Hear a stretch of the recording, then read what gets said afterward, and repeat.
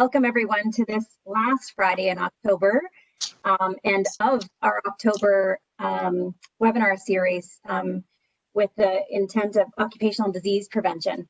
We hope you've enjoyed the last 4 sessions, and we do ask that you go back and look at the sessions with your joint health and safety committees, with your activist groups around impact, knowledge, change, and action. And really the point being, we need you. So we need your system programs, policies, joint health and safety committees to include disease prevention in all of your good work. And, you know, please take the learnings from COVID, which is an infectious occupational illness, for all potential occupational illnesses. The same principles apply to reducing exposure to any hazard or contaminant, whether it's asbestos, silica, diesel, you will hear more about today. So without further ado, I'm going to introduce our first speaker, who will moderate the rest of the session today, our own Dr. Kevin Hedges. And Kevin is so clearly passionate, due in large degree in my heart to the loss of his father to a lung disease. And today, as you can see, our theme is leading into November with Lung Month. So Kevin chairs our diesel exhaust working group. He's international president of Workplace Health Without Borders. He's working with the Mine Legislative Review Commission and the Ventilation and Hygiene Committee, and I will love to hand it over now to Kevin. Hello everyone, and thanks for joining the last session of October. And it's really gives me a lot of pleasure to present on something that I'm very passionate about. So I'm going to be talking about diesel exhaust, but I'm also going to be introducing you to Sean McGinn, who's going to be speaking after me. And then there's going to be a Q&A session. And then after the Q&A session, I'm going to be introducing you all to Dr. Oliver. And there's going to be a Q&A session after Dr. Oliver. So launching into my presentation. Okay, so I really want to recap on exposure to diesel exhaust, touch on the updated literature around health effects, and also talk about the proposed occupational exposure limit from the Ministry of Labour. I want to introduce a risk calculator that really indicates what the risk of lung cancer based on years of exposure and the level of exposure to elemental carbon. So elemental carbon is a surrogate for diesel particulate matter. This really aligns with our Ontario Occupational Disease Action Plan, where diesel exhaust has been identified as a priority under ODAT. And there's also a hyperlink there to the Prevent Occupational Disease website, which provides us a lot of resources around prevent occupational disease, including diesel exhaust. I just want to bring you to a webinar that was presented by Dr. Paul Demers and Dr. Cheryl Peters through CARIX. So I would hope everybody on this webinar would also watch this webinar because it gives a broader perspective on diesel exhaust exposure across all workplaces. And there's the link there. A recent report produced by Anya Keefe, where she looked at occupational exposure limits across Canada, and she talked about challenges and opportunities. So some background. Now, I just really want to talk about diesel exhaust. When you think about it, it is ubiquitous. It's everywhere. We're surrounded by diesel exhaust. And the concern about diesel exhaust is we're talking about, submicronic particles, or you could even call them like nanoparticles that kind of form these chains, but they can actually get through to the different organs through what they call nanoparticle translocation. So I've just given you a bit of an infographic there on all the different organs that can be affected. And if you look at the Burden of Occupational Cancer report, by OCRC, there's a lot of workers exposed. They try to sort of estimate the number of workers exposed across Canada. And when you look at the number of Canadian workers exposed to the different carcinogens, diesel exhaust is really quite high, isn't it? And they sort of try to quantify the number of lung cancers and bladder cancers attributed to exposure to diesel exhaust. A recent assessment by Health Canada has actually provided evidence for the different health effects, and I've just put a table there out of the assessment. So what do we do now? And also with the SOCAR in the University of Toronto, and Dr. Greg Evans and Dr. Xiaohong Yong has done a lot of work looking at locomotives. And there's also been research looking at locomotives and short-term health effects too, internationally, at very low levels of exposure, by the way. There's also been air pollution studies where they've actually found the black carbon crossing the placenta. And if you think about the IARC monograph, so the International Agency for Research in Cancer monograph, back in 2014, you know, it was confirmed that diesel exhaust causes cancer of the lung, and there's also been a positive association between exposure and bladder cancer. When I was sitting through Dr. Demir's presentation, I think it was our last OCO webinar as part of October, this kind of really caught my eye. So I've got a screenshot of it. So if you look at diesel exhaust, and you look at the compensated claims for cancer, there's been 7 accepted claims between 2009 to 2018. But Dr. Demir's has actually put in there, it could be expected around 1,700. It's quite a gap, isn't it? So when we think about exposure to diesel exhaust, it's really important that we have an exposure limit that's protective enough. And this is a hyperlink to a presentation that I gave to the Mining Diesel Emissions Council back in 2017. And I believe that setting an appropriate exposure limit is a key driver to reduce exposure.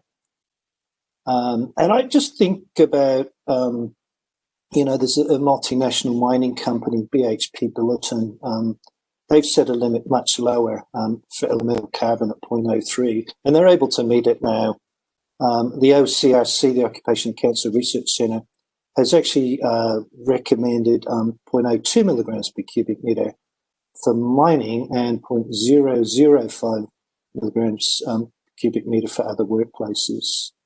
And they've also recommended that we update or replace old or on-road and off-road trucks and diesel engines. And this actually comes out of the Finnish documentation that's based on health as well.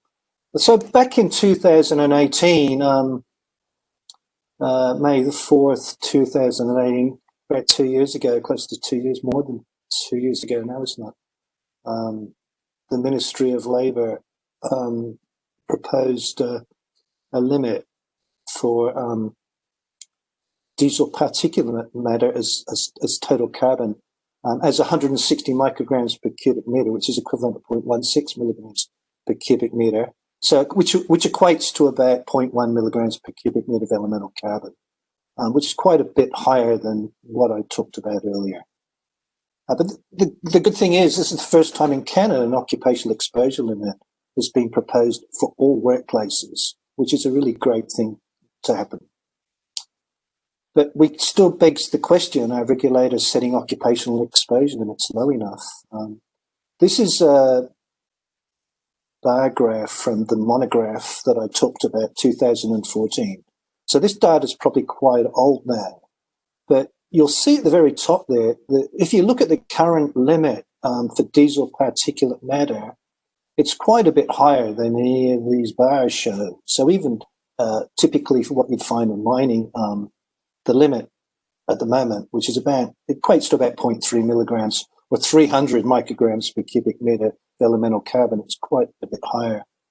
So reducing it to 160, which is about equivalent to 100 micrograms per cubic meter, it just shows it there. And if we look at the European proposed limit, it's half that. And then if you look at the OCRC recommendation for mining, is 20 micrograms for mining, and then for other workplaces 5.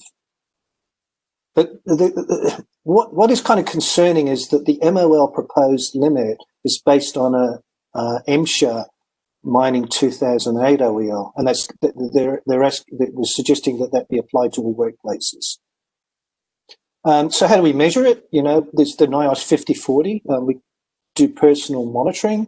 It means collecting lots of data and doing statistical analysis.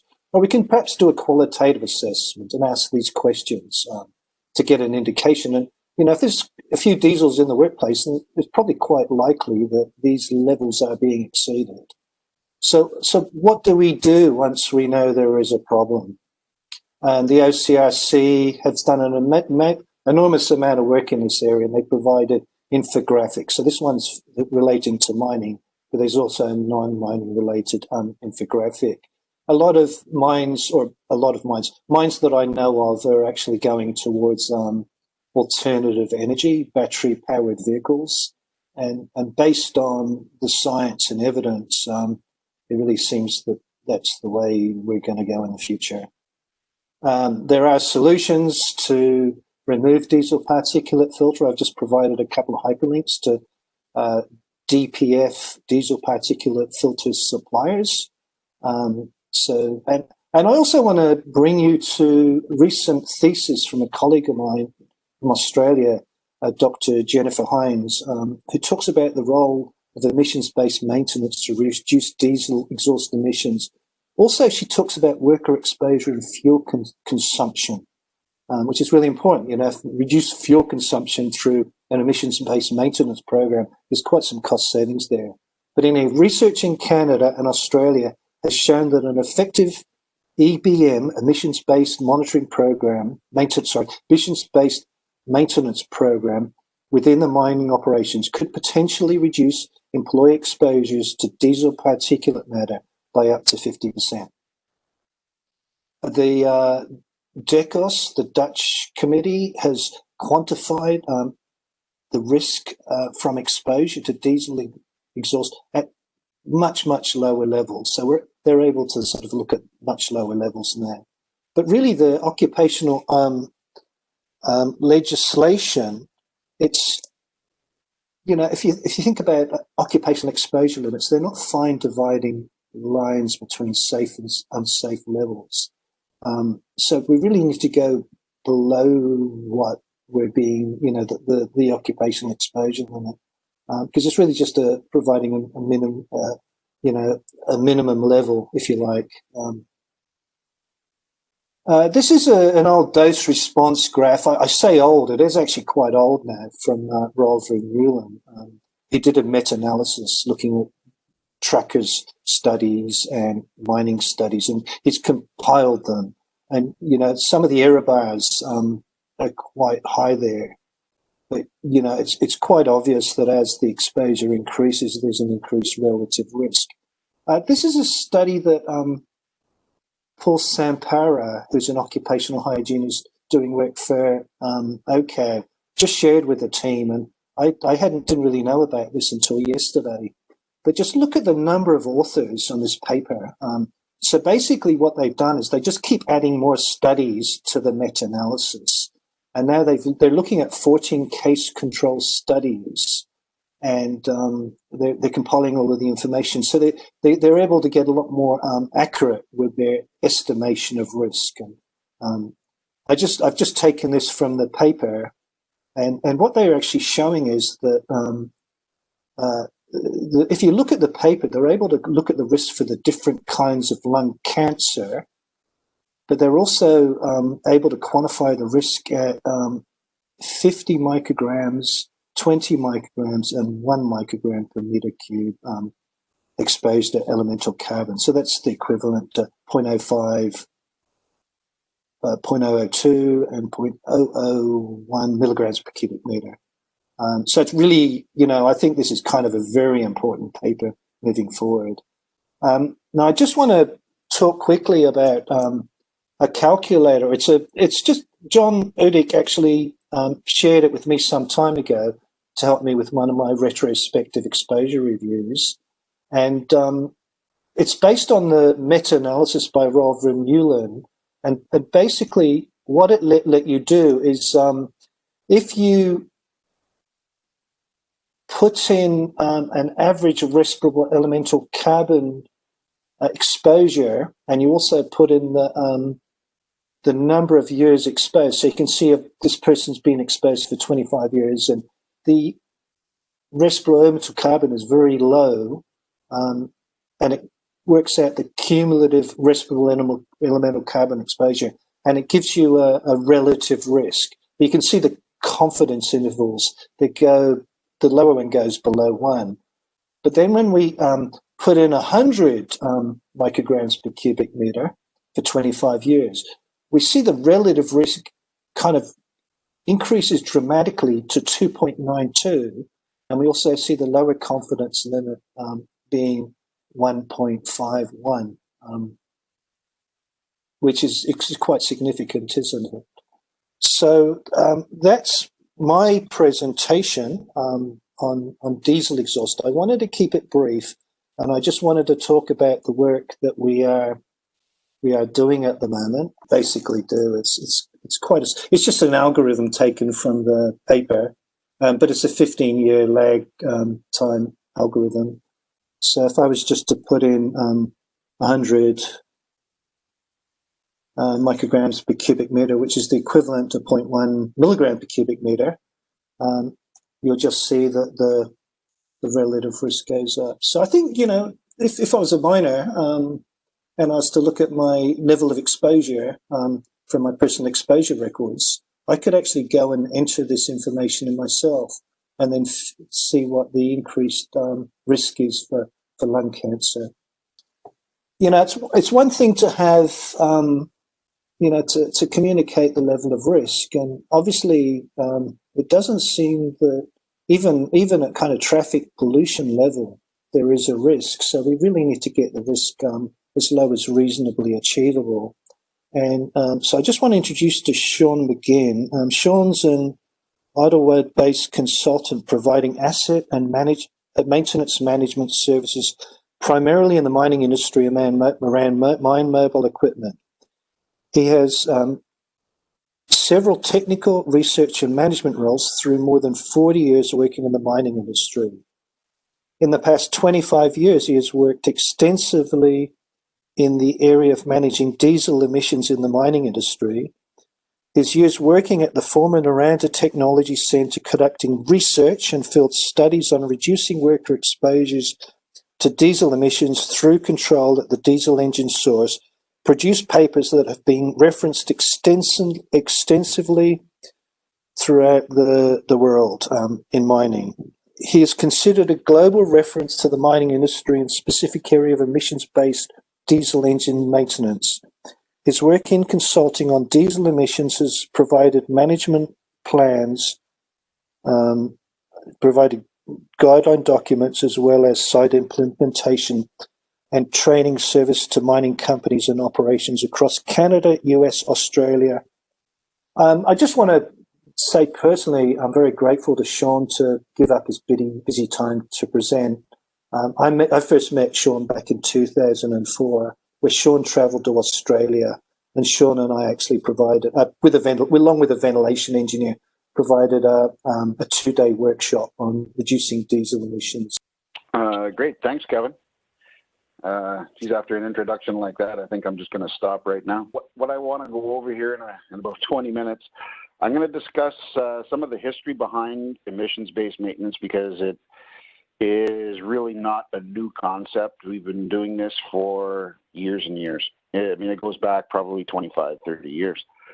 So I'll give you a bit of the history behind that. I'm going to talk about mining diesel engines and the maintenance stuff. So realizing I'm talking to a group of health professionals, I'm going to try and not get too technical about diesel engines, but this is about the maintenance of diesel engines and how it affects worker exposure to emissions.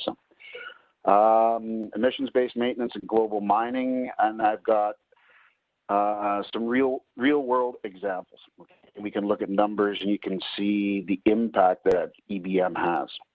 And I'll finish off by talking about the realities around emissions-based maintenance challenges, and if this is such a great thing, why hasn't everybody done it? And it's a done deal, right?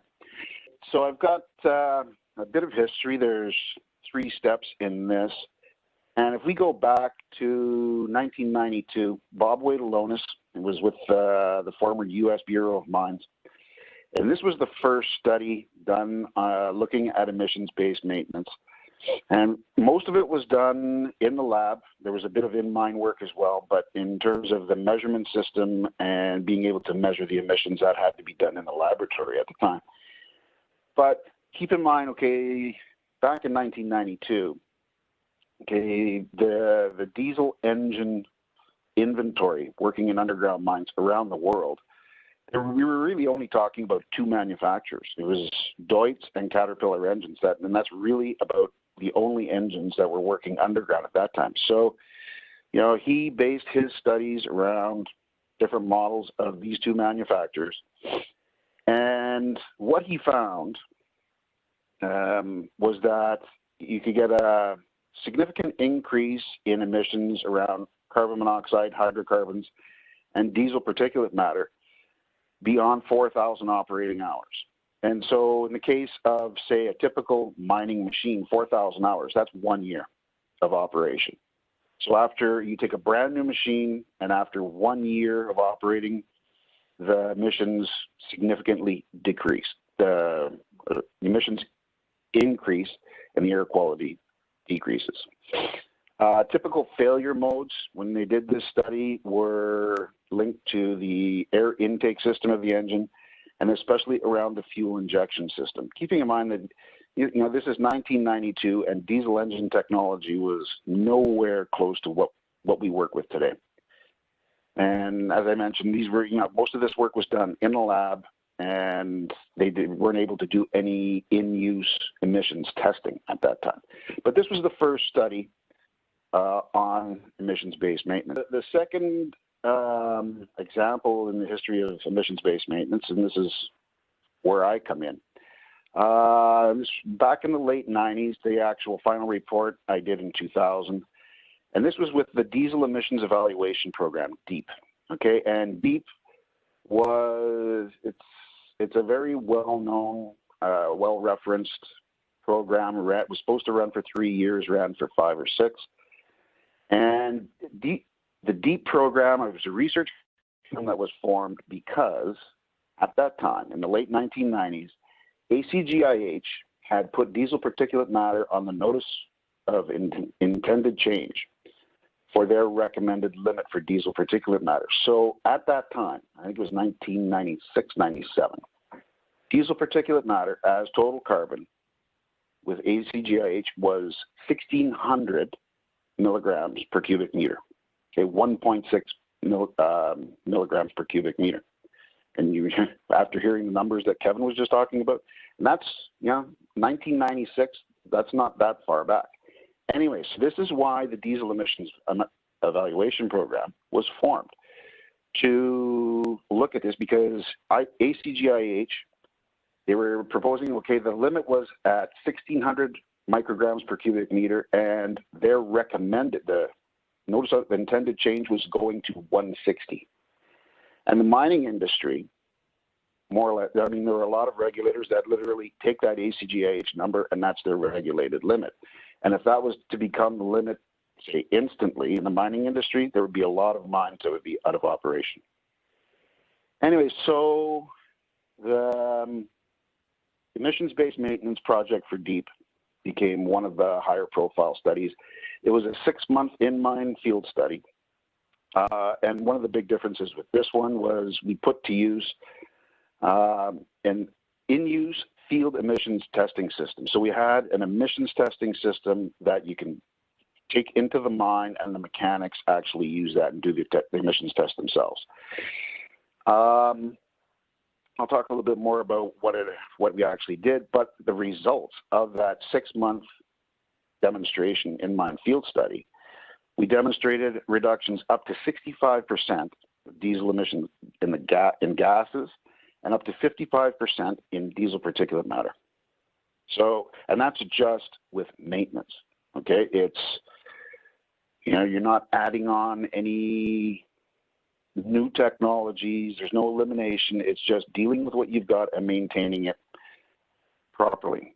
So, and probably one of the biggest outcomes of that whole project was in the report, we came up with what we called the 6-system diesel engine maintenance system.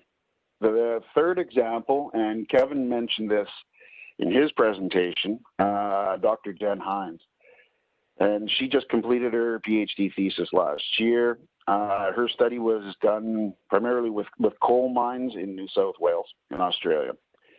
But the role of emissions-based maintenance for reducing emissions, you know, it just keeps repeating itself. It's,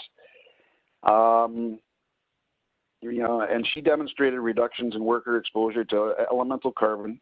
And what was interesting, one of the interesting things with her project was she tied in fuel consumption with that.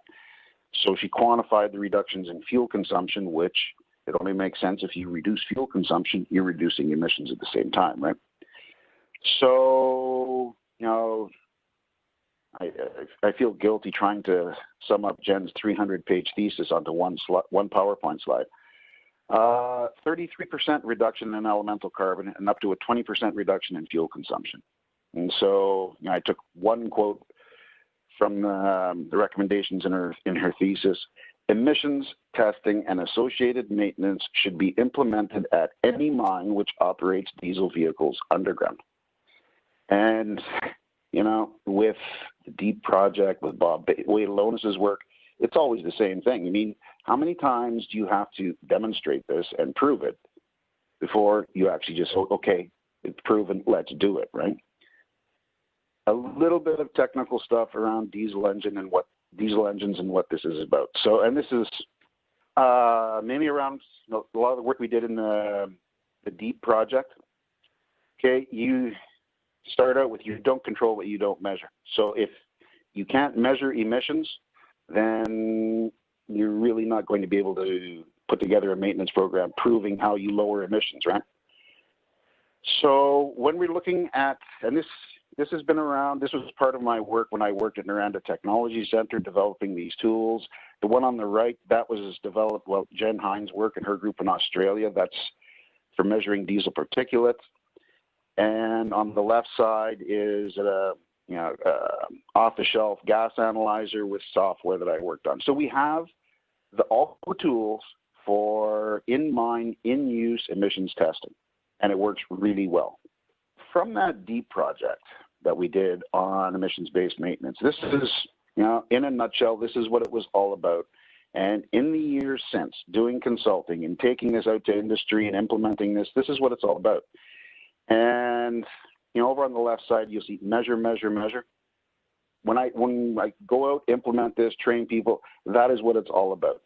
Okay, it's, you don't make any decisions unless you have numbers in front of you and you understand those numbers to determine whether it's good or it's not good and what to do.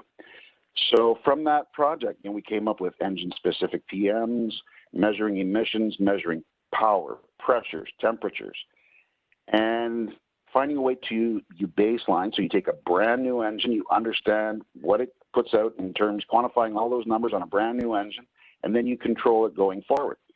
You know, you give your limits, acceptable go, no-go limits for everything.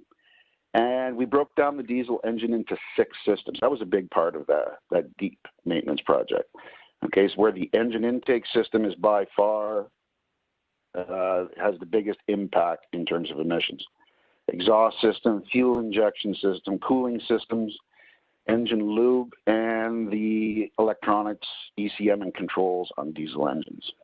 So that's really what came out of that DEEP maintenance project and has gone out to industry, and it's been very successful for, geez, it's almost the last 20 years now. So, some real world examples, and these are, okay, this is my data, places I've been, and tests that have been done. So in this case, this is a mine here in Canada, and we're looking at 2 emissions tests, okay, because with most mining machines, you're going to do an emissions test of the engine itself, and then a second test after whatever emission control, whether it's a catalytic converter or a particulate filter after. And in the case of this one, it was actually a problem scenario where the health and safety people at the mine had shut down an entire level and all the diesel machines on that level because of air quality. And the alarm was on NO2. So as it just turned out, I happened to be there doing training, so they sent us at this and, you know, go solve this problem. So when you look at the test on the left-hand side, and specifically you look at NO and NO2, and this is just the engine out. It's before the catalytic converter. And you have sample value, which is, those are the numbers that we measured on the actual engine, and you have target values, because for the technician that's doing the test, he has to have something to gauge by, okay, on this machine, on this engine, what am I looking for? So right off the bat, we look at NO and NO2, and you can see there's a problem. So, and I knew on this engine, I had a pretty good idea what the problem was there. It was engine timing. On the second half of the test, okay, notice we go over, and it's the same engine, but now we're measuring after the catalytic converter. And on NO and NO2, you'll see how we lost a lot of the NO and it became NO2. And so, you know, diesel emissions is not just about diesel particulate matter, it's the gases, and especially NO2. And if you think of, you know, today's, well, the ACGIH limit on NO2, I believe, is 0.2 parts per million in ambient air, time-weighted average. And what's coming out of this engine is there's 154 parts per million NO2 coming out of that. I mean, that's out of the engine. That's not in the ambient air, but still, right? It's got to go from 154 parts per million down to 0.2. So in this case, there were 2 problems. There was a problem with timing on the engine, and there was a problem with the catalytic converter where it was the wrong catalytic converter. And all of this, start to finish, took about 4 hours, including doing the tests and making the corrections. This is an example, and just 3 pictures, right? And I purposely did this because I have to be careful what I say, and I don't mention any companies or whatever. This is a mine in the United States where they asked me to come in. And, you know, Kevin mentioned MSHA and their limit for diesel particulate. So this is back 2005, I believe. And this particular mine became the poster child for having problems with managing diesel particulate matter in mines in the U.S. Where, MSHA is the federal regulator, and MSHA inspectors are actually the ones who come into the mine unannounced, and they do the worker sampling for diesel particulate matter. So, at this time, they were starting out, and believe this is true. These are real numbers. MSHA's worker samples for DPM, total carbon, were at the limit at the time was 160 micrograms per cubic meter, and their actual worker samples were at 16,000. Okay, 2,000 and 3,000. Okay, it was 2 and 3 milligrams per cubic meter. So 2,000 and 3,000 micrograms of diesel particulate matter. So serious problems.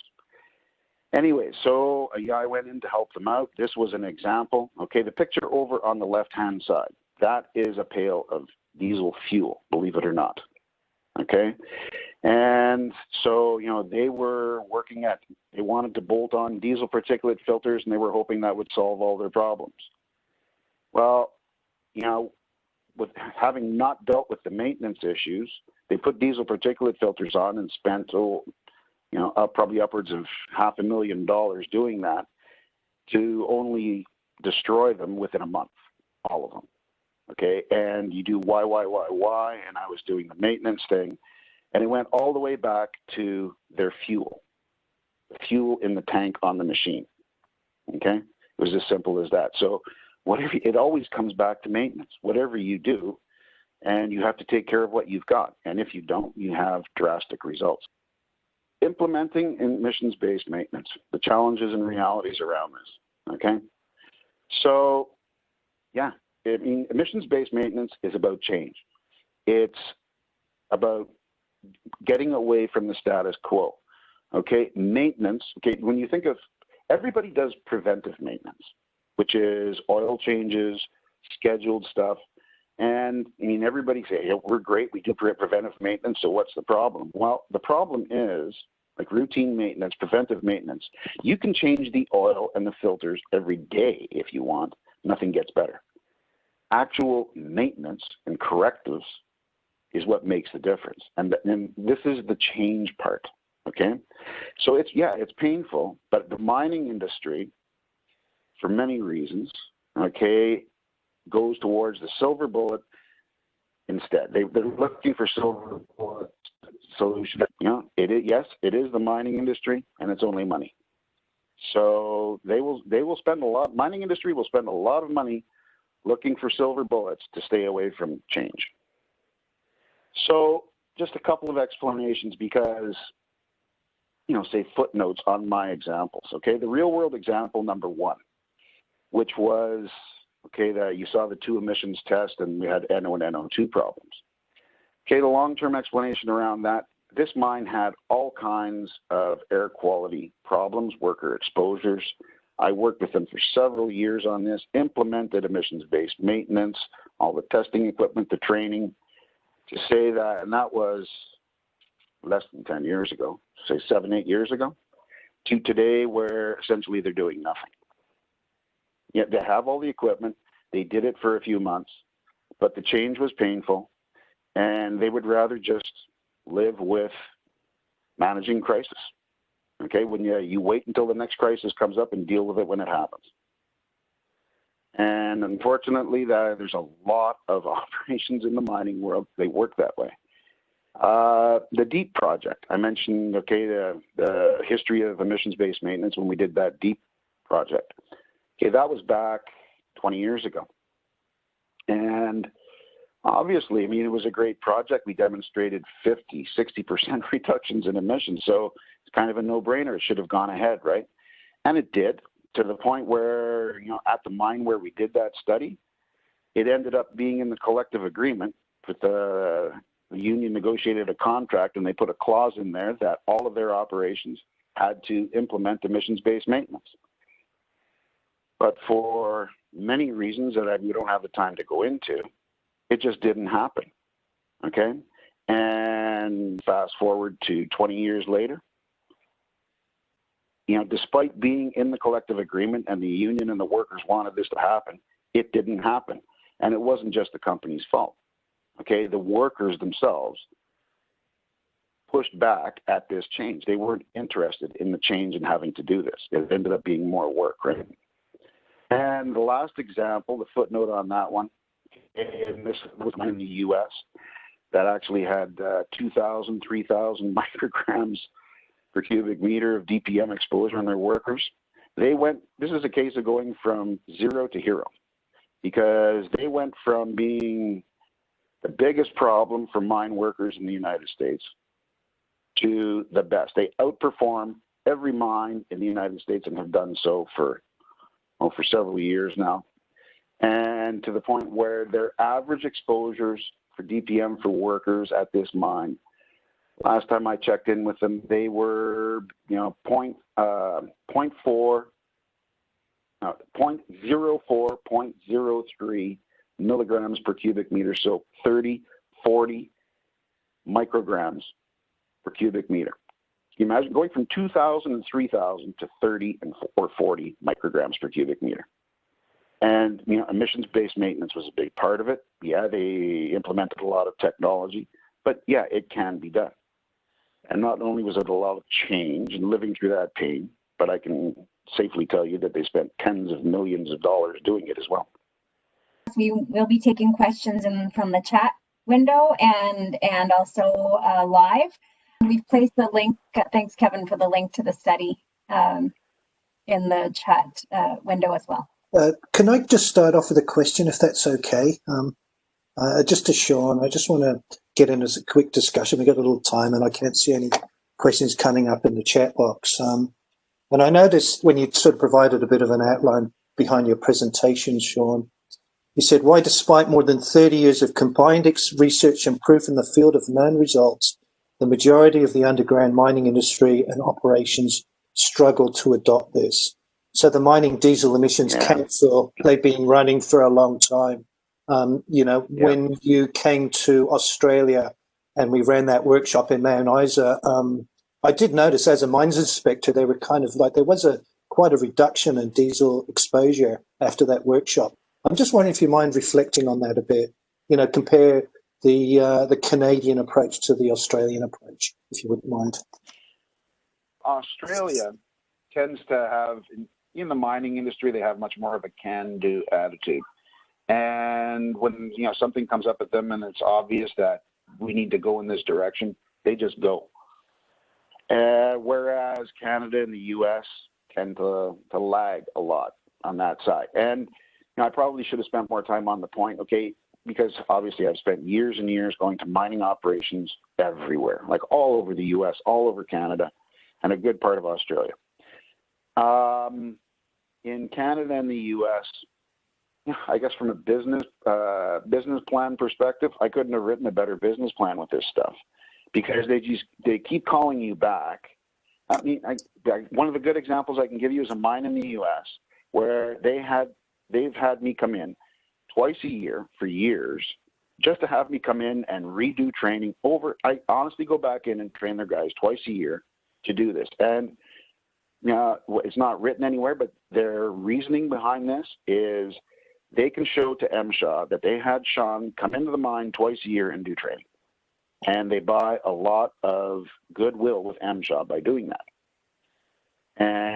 But their actual actions, what they've done is pretty minimal, because every time I go back, we encounter the same issues and it's the same mess and things just don't get better.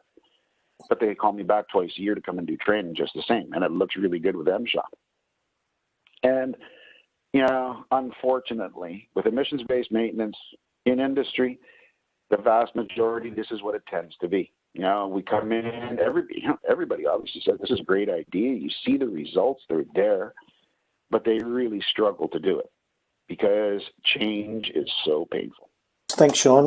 I just want to make a note that Sean worked very closely with BHP when I was there, and Sean was part of a group that actually would tour throughout BHP and all the different mines and provide expertise to the mines to adopt the programs.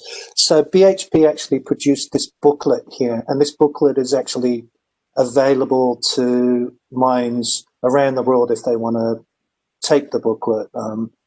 But I just want to let you know that back in the early days, Sean had a lot to do with BHP, and I'm sure BHP are actually meeting going below 0.03 milligrams per cubic meter elemental carbon. And I'm sure that the work that Sean did along with others had a big part to play in that. With the BHP diesel emissions guideline document, that is publicly available electronically as a PDF. BHP agreed to release it publicly. They removed all of their corporate references in the document, but it is out there, and I don't know if it's actually located in any particular spot, but either Kevin or myself can make that available if anybody is interested in it. Fabulous. Thank you so much, Sean. I want to introduce everybody to Dr. Christine Oliver. So Dr. Christine Oliver was co-director of Occupational Environmental Medicine at Massachusetts General Hospital in Boston, where she had an active clinical practice, taught and did research in the area of occupational lung disease. Formerly an associate clinical professor of medicine at Harvard Medical School, Dr. Oliver is now an adjunct professor in the Division of Occupational Environmental Health at Dalalana School of Public Health. Dr. Oliver's a medical consultant with OCAO. She's working primarily on McIntyre Powder Project, and she graduated from North Carolina School of Medicine in the US and completed residencies in internal social medicine in New York and occupational medicine at the Harvard School of Public Health at Boston. She's board certified in internal medicine at the Harvard School of Public Health in Boston, and she is board certified in internal medicine, preventive occupational medicine as well.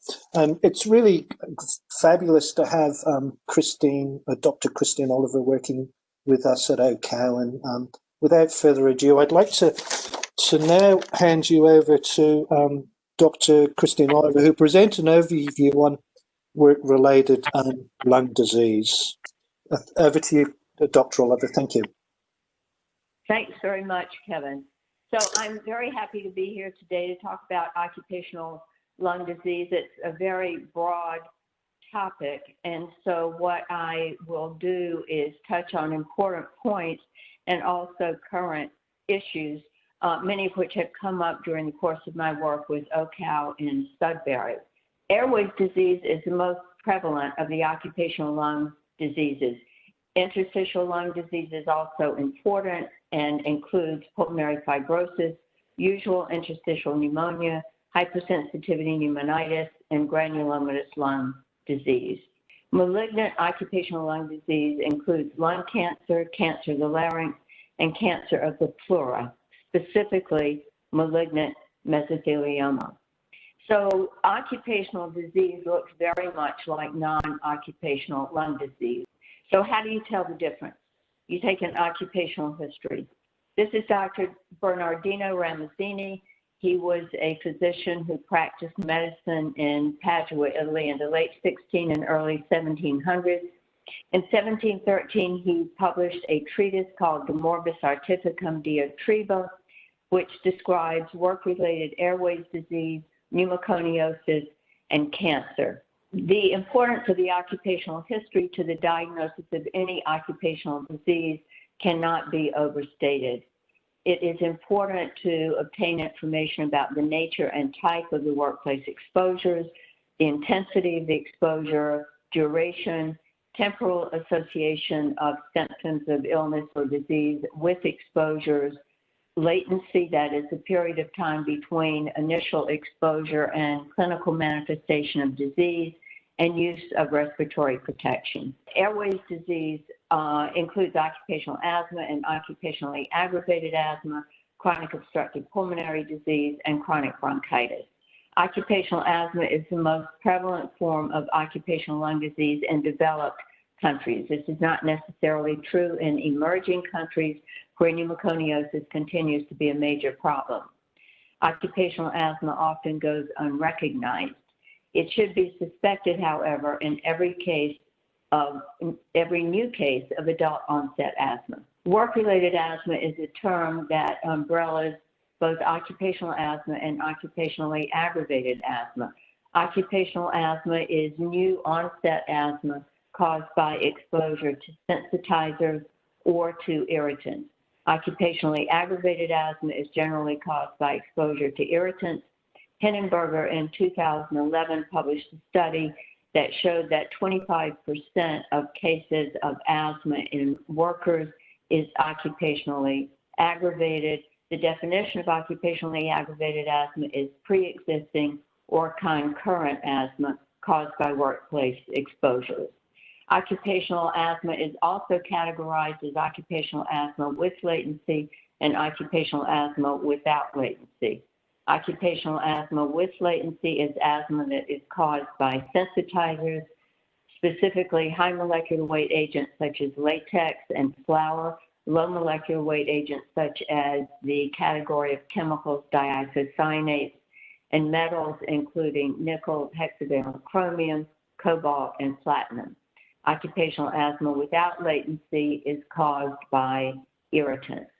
Temporal associations with exposure are critically important to the diagnosis of occupational asthma. The diagnosis of asthma requires, first of all, the diagnosis of asthma with respiratory symptoms of cough, wheeze, chest tightness, shortness of breath. Spirometry that shows a significant bronchodilator response defined by the American Thoracic Society as an increase in FEV1, which is forced expiratory volume in the first second, of 200 milliliters or more and 12% of the baseline FEV1. In some cases, a methacholine or nonspecific inhalation challenge test is needed to demonstrate the airway hyperreactivity. A supportive occupational history is also necessary, with temporal associations being key. Chronic obstructive pulmonary disease is another important cause of work-related lung disease. Definitions of chronic obstructive pulmonary disease are variable. Spirometry-based defined COPD is based upon a post-bronchodilator FEV1 to FVC ratio that is less than 0.70. Symptom-based definition is chronic bronchitis, which is used more by the British Thoracic Society than here in North America. Chronic bronchitis is cough and phlegm on most days of the week for 3 months or more for 2 consecutive years or more. Self-reported physician diagnosis of chronic bronchitis, emphysema, or COPD is the definition that is often used in telephone interview surveys, such as the National Health Interview Survey that is conducted in the States. Risk factors for COPD are smoking, occupational exposure to vapors, gases, dust, fumes, either alone or in combination with smoking or in combination with alpha-1 antitrypsin deficiency.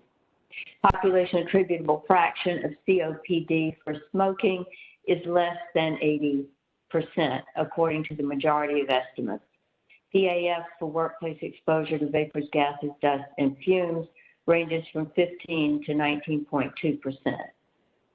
What about the interaction of vapors, gases, dust, and fumes at work and smoking with regard to risk for COPD? Paul Blank looked at this question in a nested case control study of more than 1,000 subjects ages 40 to 65 with COPD as part of a cohort study carried out at the Kaiser Permanente in California.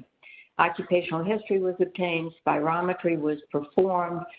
What he and his co-investigators observed was a close to 2-fold increase in risk for COPD attributable to occupational exposure to vapors, gases, dust, and fumes.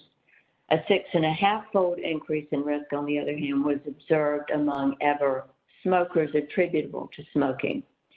For those exposed to both agents together, a 14-fold increase in risk for COPD was observed. These data demonstrate a greater than multiplicative interaction between VGDF and smoking on COPD risk. In an editorial accompanying the article by Blank, Marita Jacola stated, "It seems clear that being a smoker can no more mean that the individual does not have occupational COPD, as smokers appear to be at an even higher risk of developing work-related COPD than non-smokers." The diagnosis of COPD requires, first of all, the diagnosis of COPD, and in the case of individuals, that diagnosis depends upon spirometry that demonstrates an FEV1 to FVC ratio of less than 0.7 following administration of bronchodilators. A low diffusion capacity for carbon monoxide on pulmonary function testing indicates emphysema. A supportive occupational history is, of course, necessary to diagnose occupational COPD. Interstitial lung diseases include many different types. The pneumoconiosis are, of course, among the more important types of occupational lung disease, and most prevalent of the pneumoconiosis are silicosis and asbestosis. Co-workers pneumoconiosis is also important, as is talcosis and other dust-related lung diseases. Silicosis comes in two forms, simple and complicated. This is a chest x-ray showing simple silicosis. Simple silicosis is characterized by small, rounded opacities that principally involve the upper lung zones. The International Labor Organization in the 1950s developed a standardized system for classifying chest x-rays of workers at risk for pneumoconiosis. The classification system describes the small opacities that characterize interstitial fibrosis. It also uses a 13-point scale to judge, to rate severity of the interstitial lung disease. This particular chest x-ray was judged to be ILO of classification 1/1 for perfusion. 1/1 means there definitely is interstitial fibrosis there in the eyes of the interpreter. 1/0 means probably. 0/1 means possibly. This is a chest x-ray of complicated silicosis. You can see here the characteristics, which are enlarged hilar lymph nodes. And if you look carefully, you can see areas of increased density here that look a little bit like eggshell. These are eggshell calcifications. And these large areas of increased density in both lungs are agglomerated fibrotic tissue of the fibrosis caused by silicosis. So this is a perfect example of progressive massive fibrosis on chest x-ray. Asbestos also causes pneumoconiosis. Asbestosis is fibrosis or scarring of the lung tissue itself. Asbestos causes fibrosis of the pleura in two forms. One is circumscribed pleural plaque. The other is diffuse pleural thickening. Pleural plaques may or may not calcify. Round atelectasis is a form of asbestos-related pleuritis that is very aggressive. It invaginates into and surrounds the lung tissue and can create the appearance of lung cancer on chest x-ray. We tend to think of asbestosis as a disease of the past. This is a representation of asbestos-related lung cancer deaths in the U.S. between 1968 and 2014 that was published by the CDC and NIOSH. And you can see that the number of deaths from asbestosis increased up until about 2000. And in 2000, they began to plateau. And these are case asbestosis deaths where asbestosis was the underlying cause of death. And these are cases in which asbestosis was a contributing cause. So you can see that even into 2014, it was still a significant cause of occupational lung disease deaths from pneumoconiosis. This is an example of asbestosis. Asbestosis is characterized by small irregular opacities involving the lower lung zones predominantly. In this case, the ILO perfusion classification was 1/0. If you look carefully here, you can see areas of increased density. This is calcification of the pleura seen face on. Risk factors for pneumoconiosis are dose, latency, co-exposures, in the case of pneumoconiosis, McIntyre powder, and other exposures which may impair the clearance mechanisms of the lung. The diagnosis of pneumoconiosis depends upon occupational history. Chest x-ray classified according to the ILO system. Lung biopsy, is it necessary to diagnose pneumoconiosis? No, it should not be necessary. If you have a good occupational history, you have a chest x-ray classified using the ILO system, a lung biopsy should not be necessary. Interstitial lung diseases caused by occupational exposures include usual interstitial pneumonia, or UIP.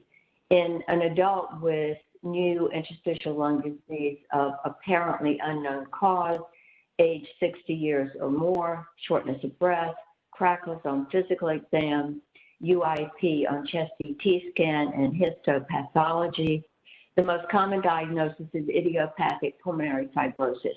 The use of the term idiopathic, however, creates a conundrum. It requires the exclusion of other causes of disease in the case in which IPF has already been diagnosed and an individual has a history of occupational exposures that are associated with pulmonary fibrosis. The tension between the two creates a bit of a problem. In 2018, the American Thoracic Society and the European Respiratory Society published a position statement on the diagnosis of idiopathic pulmonary fibrosis. The position statement explicitly recommends a detailed history of medication use and environmental exposures at home, work, and other places to exclude drugs and environmental and occupational exposures as causal. The statement also recommends serologic testing to exclude connective tissue disorders as causal. Paul Blank and others on behalf of the American Thoracic Society and the European Respiratory Society analyzed data from 4 reviews of studies looking at occupational exposures in populations and individuals with a diagnosis of IPF. The data analysis revealed significant increase in risk for exposure to vapors, gases, dust, fumes, metal and wood dust, and silica with regard to risk for IPF. At a 60% increase in risk for IPF was observed among those with exposure to agricultural dust. This, however, was not statistically significant. Asbestos has also been shown to be associated with diagnosed IPF. The statement on diagnosis of IPF concludes, our findings suggest that occupational exposures contribute substantially to the burden of disease otherwise considered idiopathic and labeled IPF. Exposure misclassification may obscure exposure-associated PAF, such as asbestos, which has in the past been commonly found in metal and wood industries. Granulomatous lung disease can be caused by occupational exposures. Examples are pulmonary beryllium disease, hypersensitivity pneumonitis, cobalt-induced lung disease. Sometimes this is not the most common interstitial lung disease seen with cobalt exposure, and sarcoidosis. These granulomatous lung diseases are immunologically mediated. Because they are immunologically mediated, all bets are off with regard to dose and latency. The diagnosis of sarcoidosis can be made using ATS clinical practice guidelines.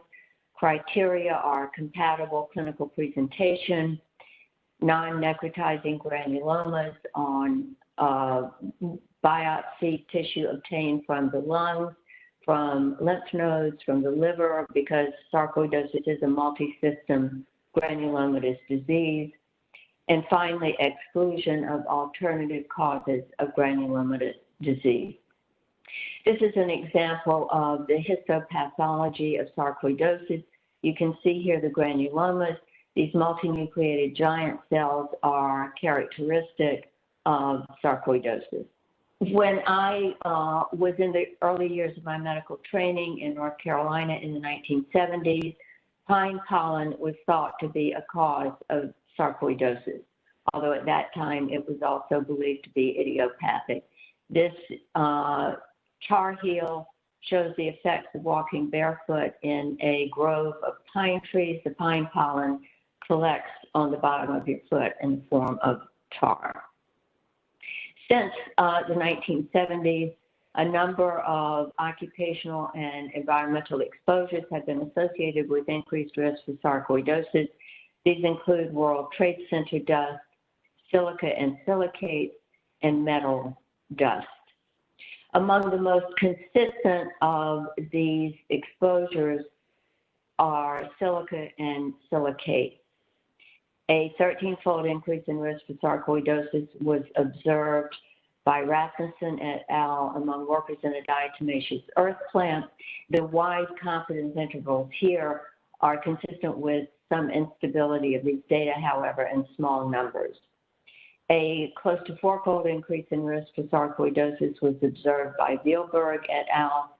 In workers in Swedish iron factories, close to twofold increase in risk in workers, Swedish construction workers, and among World Trade Center responders who participated in medical monitoring treatment program, a peak annual incidence of sarcoidosis in 2003 and 2004 of 54 per 100,000 was observed.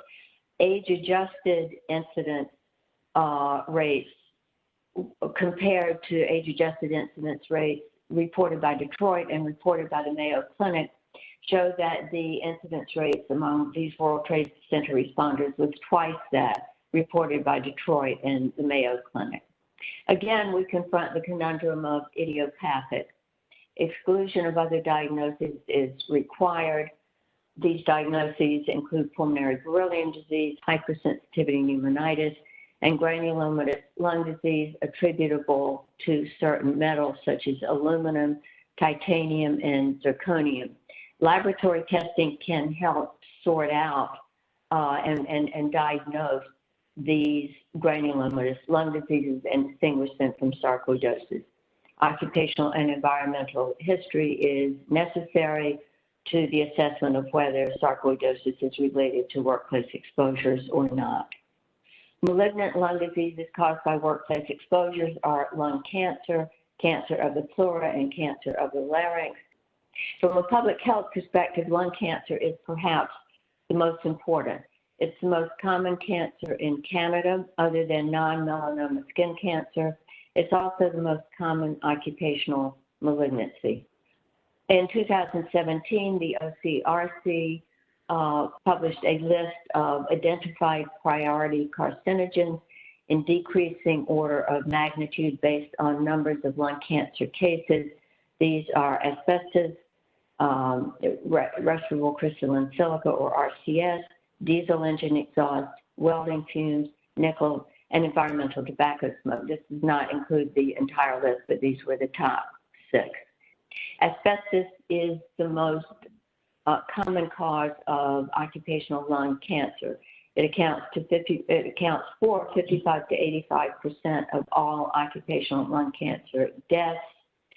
Population attributable fraction for lung cancer incidence in Ontario was reported by the OCRC in 2019 to be 7.8 to 8.9%. Risk factors for occupational lung cancer are similar to those for pneumoconiosis, dose, latency, co-exposures, in this case smoking, and dose-response relationship. For asbestos, the dose-response relationship with lung cancer has been shown in a number of different studies to be linear.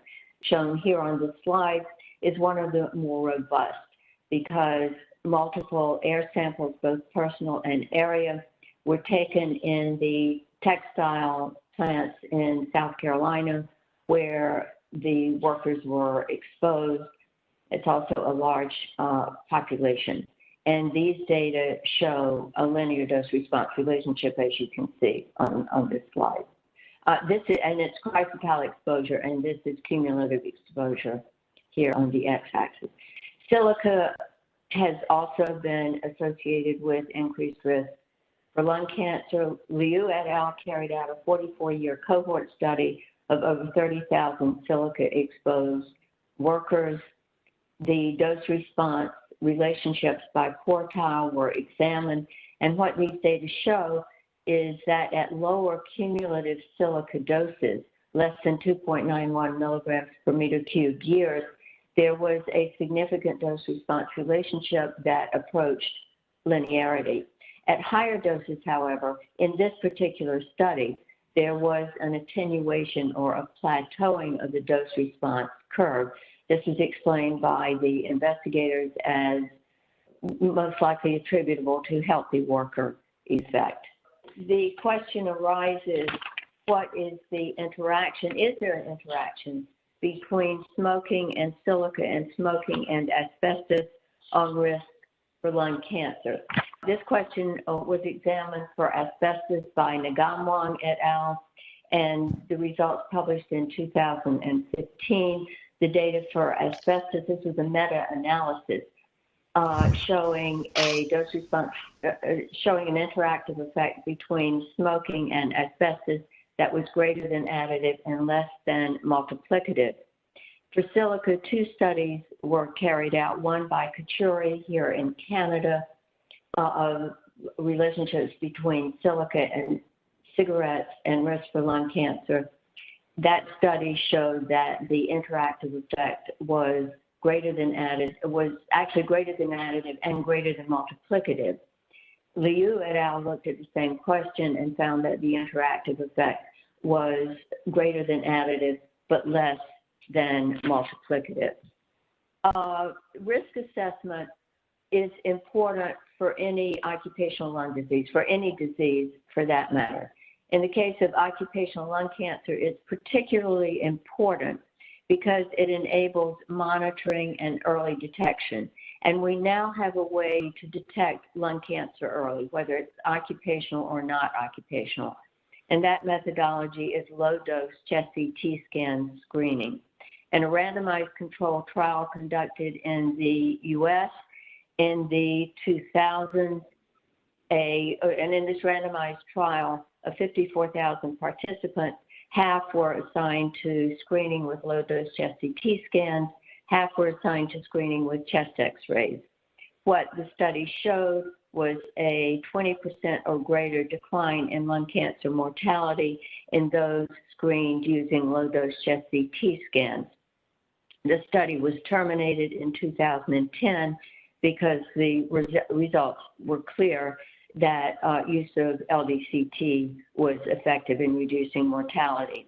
Here in Ontario, a lung cancer screening pilot is currently underway.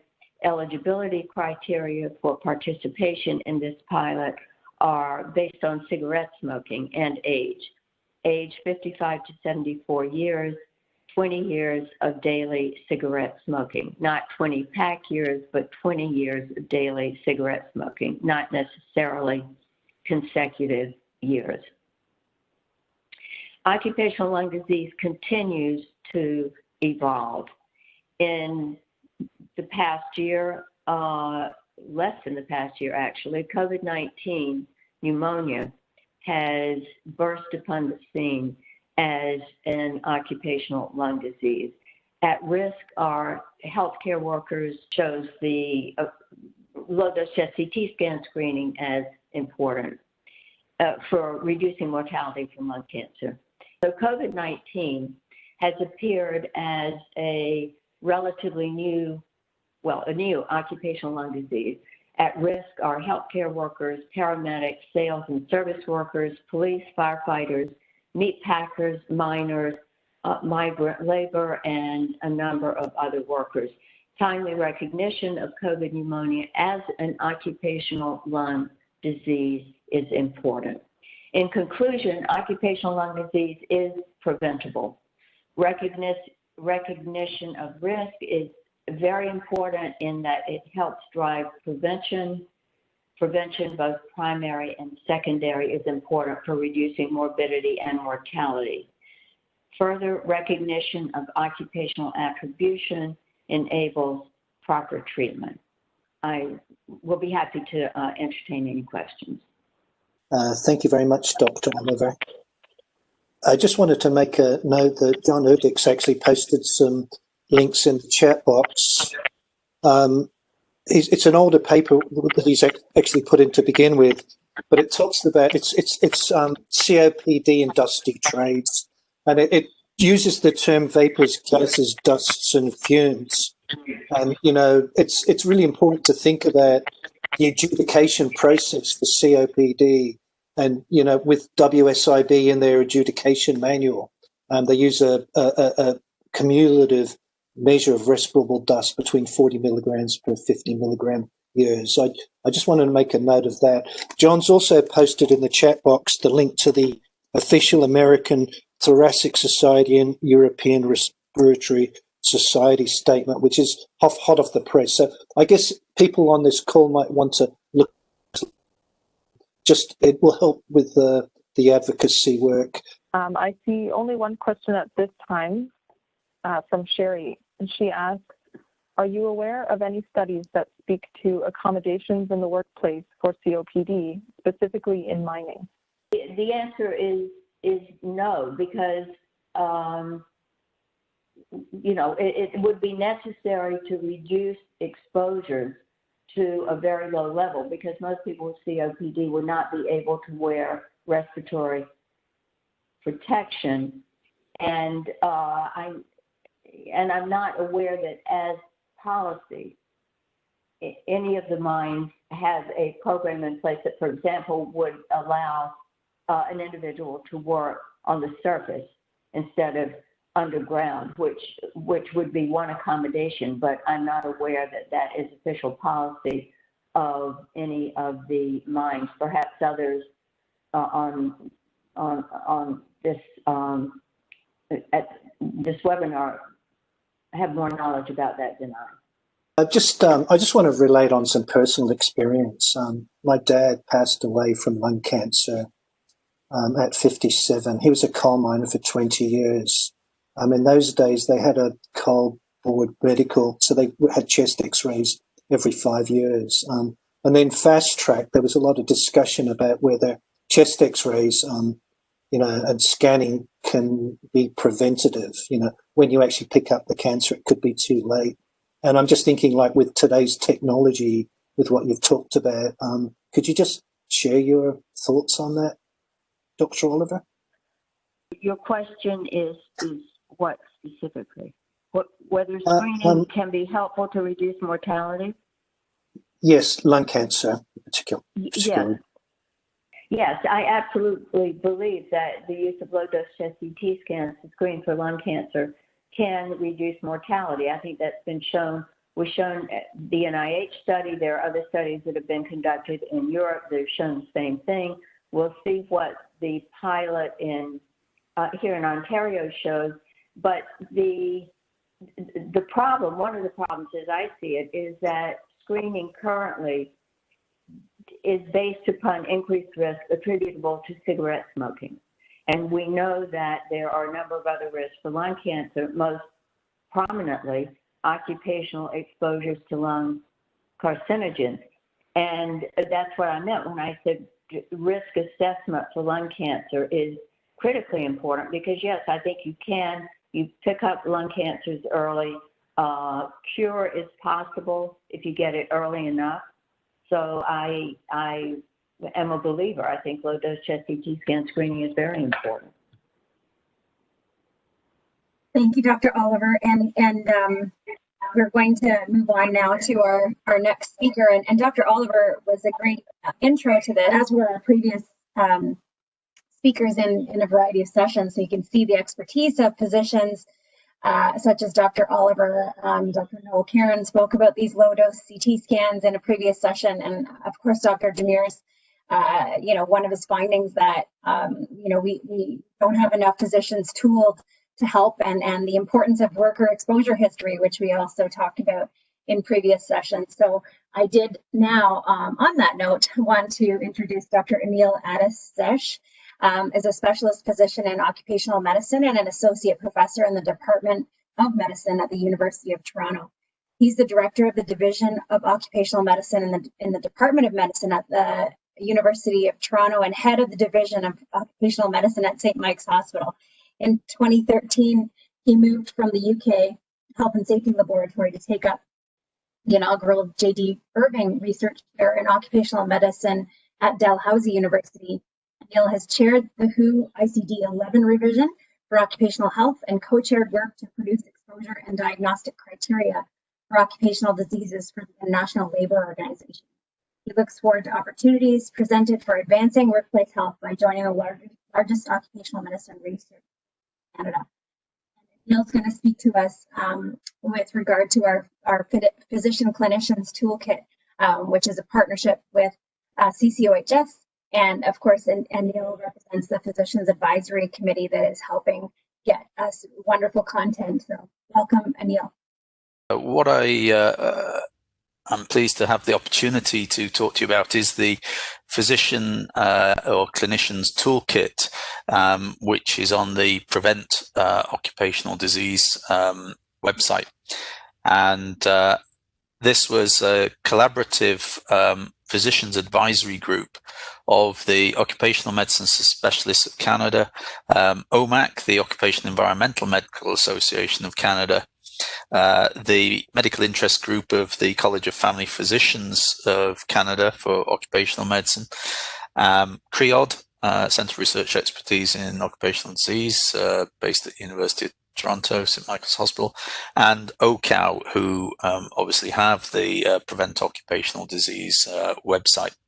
And so what was done was a physicians advisory committee was set up to help put up information there. So our remit was a time-limited collaborative effort to collect, review, endorse, and publicly post online materials with the intent that these were for physicians. Obviously, other clinicians can use them, with information about occupational disease. And there's a picture there from a week or so ago, one of the patients who kindly gave his consent, and a picture of himself using a jack-leg drill there. And the resources that were compiled were adhered to these criteria, that they'd be free and accessible, trusted and clearly identified sources, that they would be non-commercial in nature, and the current or latest available, and directly relevant to the topic or subject. So in order to ensure that they complied in that way, what happened was the Physicians Advisory Committee, those was on it, looked at the various areas. We divided topics up between us, looked to provide some links, and then those links were collated by my research fellow, Dr. Vijay Chattu, and he compiled some tables, putting in information about the links, the website link itself, whether it was secure or not, and whether it met the criteria for CCOHS, who host it, to post it or not. So that's just an example of one of the several tables that we compiled. And this is a list of all of the various documents that we produced with multiple website links according to various headings there. And this is the physician or clinician's toolkit, which you can see here. So this is on the website itself, if you scroll down. So you can see there that these are the organizations the Physicians Advisory Committee was drawn from. And so what we're endorsing is the stuff that's on this page, not necessarily other pages of the Prevent Occupational Disease website, because we haven't reviewed those things. So on here, you can click through to various things. So for instance, contact dermatitis, and that will take you in this case to the UK Health and Safety Executive website, where they have a lot of free material, and it's sort of quite well worked out and written about. So the idea being that this material may be of use to physicians that may want to know more about contact dermatitis in that case, or maybe they have a patient and they suspect a carcinogen and want to know more about that, in which case this should take them to CareX Canada, where they can look up about the profiles for the whether it's metals, pesticides, or other carcinogens there. And many of you will know these websites anyway, but the thing is, a lot of family physicians and others who may be dealing with patients with queries aren't necessarily sure where to go, and that there isn't good information on many of the WCB websites across Canada for them to go to as a resource. So the idea is that it's collated in this place. At the moment, there's a bit of a limit on the number of links on the website. So we'll discuss with OCOW and CCOHS. There may be a different way of compiling these on a different section of the website. There's links to diseases, and these are things that we haven't reviewed this section as physicians, but this may be a different way of presenting those links that I showed you as well, that perhaps they could be collated under perhaps topic headings like we did. But this is, to get those things up initially. So some of them are there, not all of them yet, and they may be collated in a different way eventually. Thank you to my colleagues, Dr. Nick Rajaram, who chaired the Physicians Advisory Committee, and those are colleagues who helped with collating the information. And thanks also to my research assistant, Dr. Vijay Chatu, who did a lot of the work of pulling all the links off various websites and summarizing them. Thank you. Thanks very much as well to OCAL for the initiative, Prevent Occupational Disease, and to CCOHS for the hosting. Thank you so much, Anil. And we do have, I think, one question which we may have time for. I'm guessing it's the one here from Kumail. He says, I saw on one of the slides the need of challenge test for diagnosing occupational asthma in the previous presentation. Have hospitals started to do the methacholine challenge test during COVID?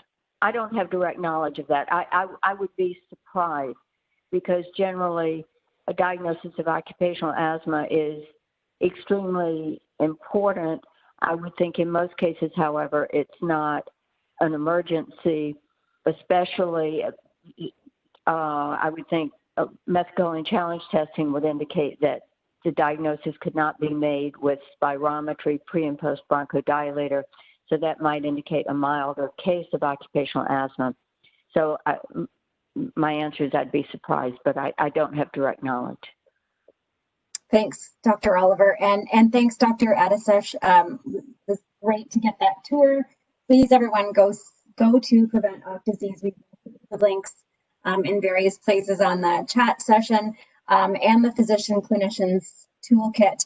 And we really, really appreciate the Physician Advisory Committee and Dr. Adisesh's contributions to make to help us with accessibility and physician education around occupational illness. Thank you very much. And without further ado, I would also,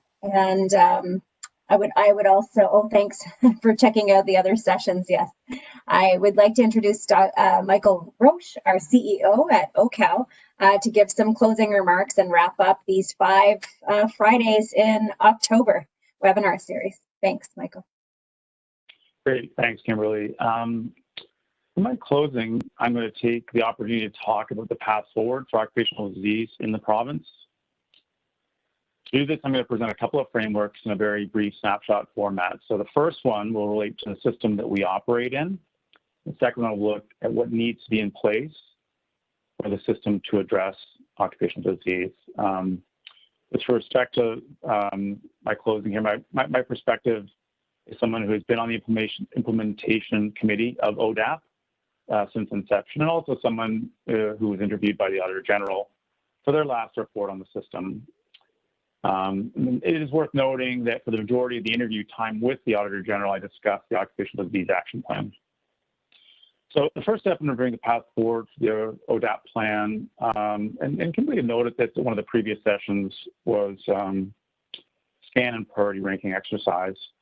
This process was actually presented at CARWA, the Canadian Association for Research on Work and Health. The exercises ranked the areas of greatest need using the criteria of incidence and severity, and this allowed for the greatest prioritization of resources for a very broad area of work. And so with that approach, we also then on an annual basis would go and review this exercise. And as an example, for last year, it was modified with additional emphasis on respiratory hazards. So this very rigorous approach of a scan and priority ranking exercise, I would believe with respect to that component part of the plan going forward, that we would be able to give ourselves a tick and would be in good shape going forward. Next up, the strategy. We had Ron, our Chief Prevention Officer, noted in session 1 the strategy to be focused. It needed to go through various approval processes, what would be ready for April 2021 in occupational disease would be one of the 3 areas of system focus. I also noted that the Auditor General said, just keep going with the plan and then report back to us on its effectiveness. So with the Occupational Disease Action Plan, we've been at it for a while. We note that there was some significant progress for the first 3 years of the plan. This current year, it's been clearly pandemic focused, but we're still moving forward and are making progress on the foundations that are in place. So, you know, setting us up to April 2021, I would say that the framework for the strategy is in place. So I would give us a tick as it relates to that component. So next up, I just want to talk about operationalizing the plan going forward.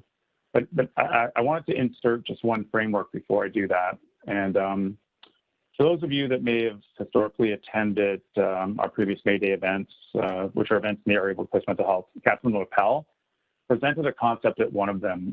By way of background, Catherine is a professor of law and distinguished research chair at the University of Ottawa. She noted the following topologies were regulating exposure to psychosocial risk factors.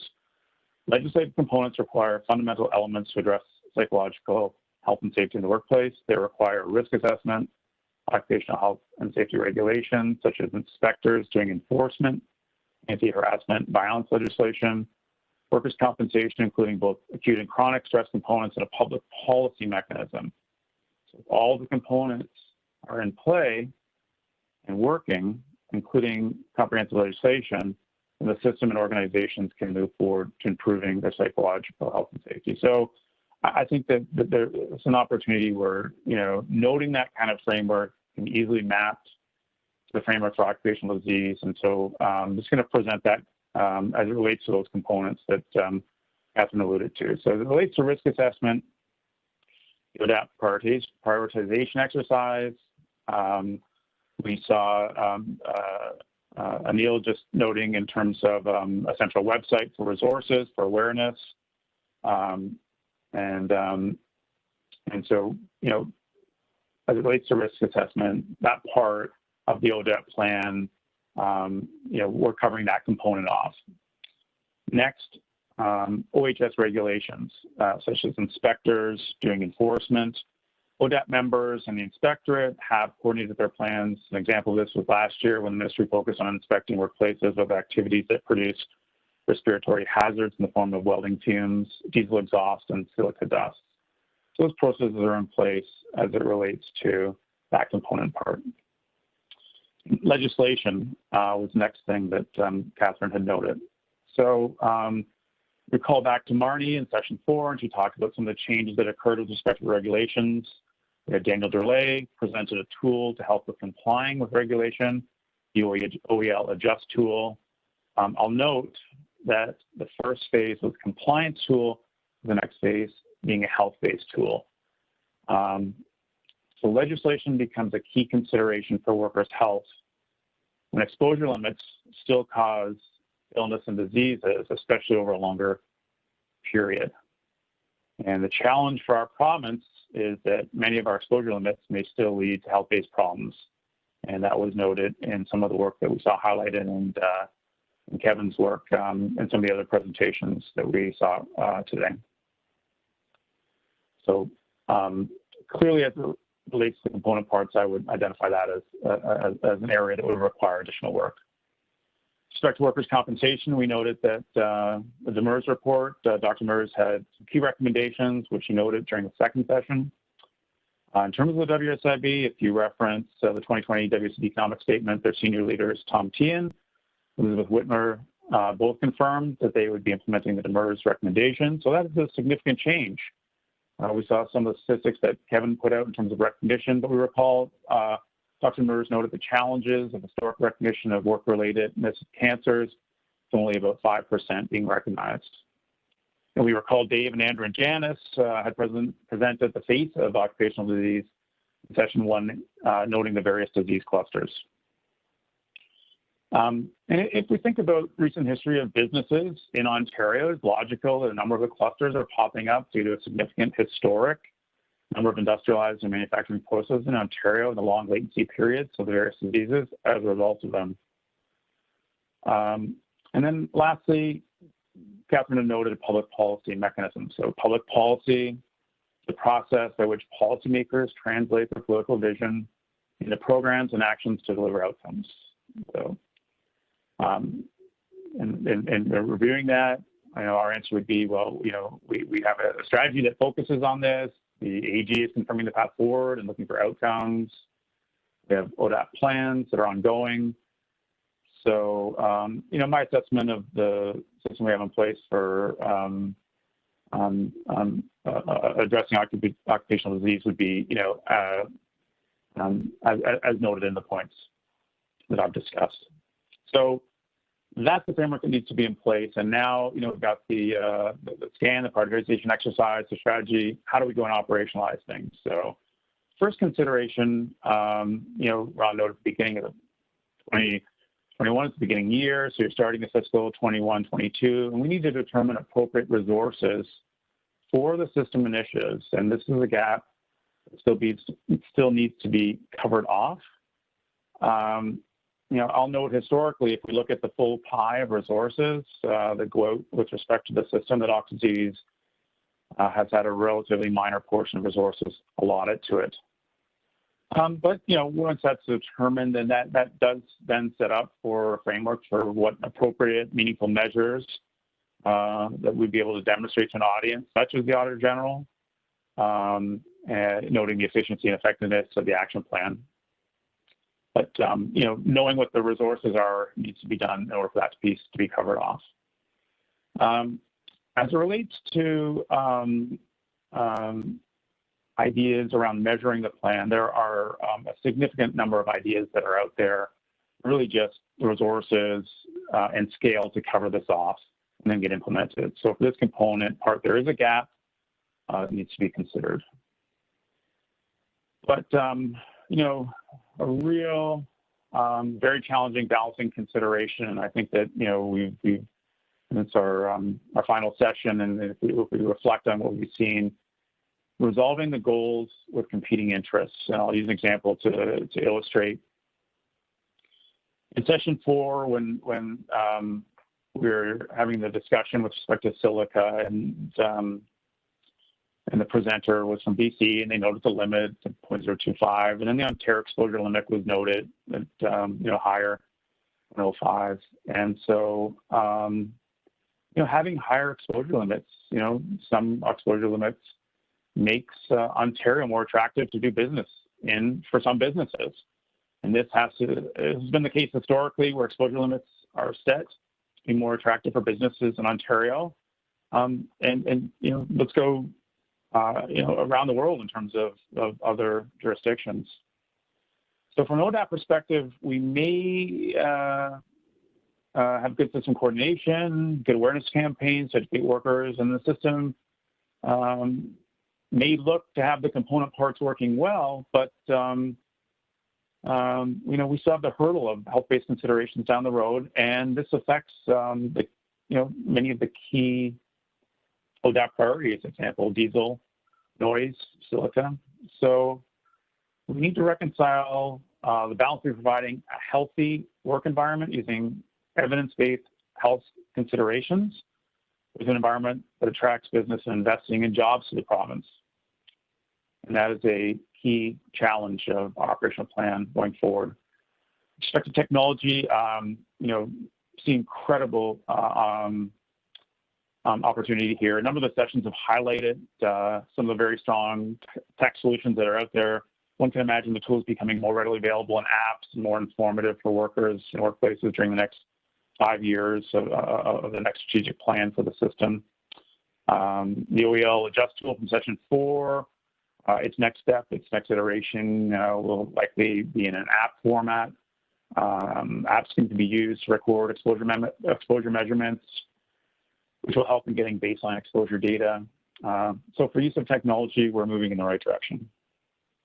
Marketing communications, the system coordinated, and you know, coordinating the system with respect to that. A lot of groundwork is laid. still needs to be better coordinated, so more work needs to be done. We had some positive examples with respect to International Noise Day, where the system did a great job of coordinating efforts, but the system needs to continue to work in this area, you know, to be able to cover this off so that we're able to get, you know, the tools, many of the great tools that were noted today in the hands of workers. You know, we recall back to session 4, tools in action. And next, some other considerations with respect to occupancies and resources in the system. When, you know, going back to the beginning of the plan when things started, a full scan of system resources was done, and gaps have continued to be filled in. We saw where Anil had noted the website up and running, continued to be added to. We have a good base of materials. So really very much going forward, you know, we're an ongoing development mode, good foundation in place, you know, in terms of moving that forward. One of the considerations was people in the system. You know, we go back 4 years ago and they just didn't have a trusted resource for OBSTRUCTIVE. So, you know, the operational plans have moved us along to the point where these are actual consultants for the other HSAs that are in the system, and they have a trusted resource. And Anil noting the trusted resource as it relates to other physicians, potentially family physicians. Some other fundamental considerations relating to OBSTRUCTIVE. It is not revenue generation space. It needs to have free resources readily available to workers. Another consideration is that there is considerable expertise in the province. The speakers for these sessions highlight many of the outstanding people in the space. I do want to make special mention of the physicians that operate in this space. Demir's report notes the need for more physician education in this space.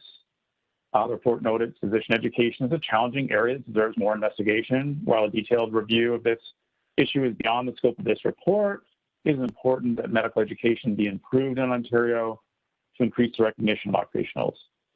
In this case, the report was occupational cancer, but, you know, for occupational disease in its entirety.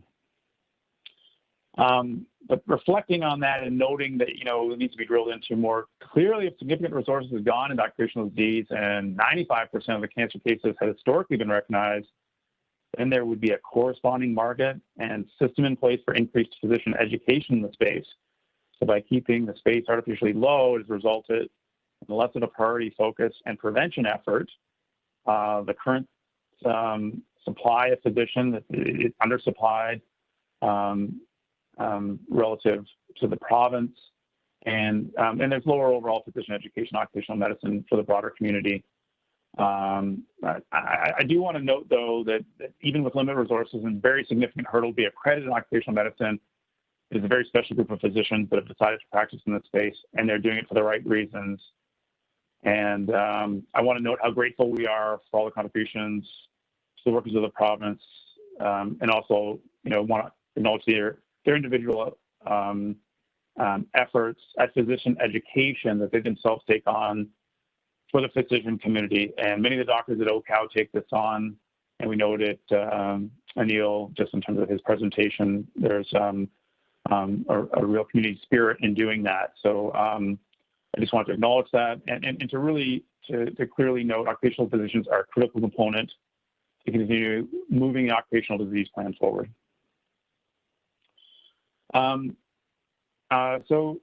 With respect to the review of the plan going forward, that's the last component I'm going to talk about.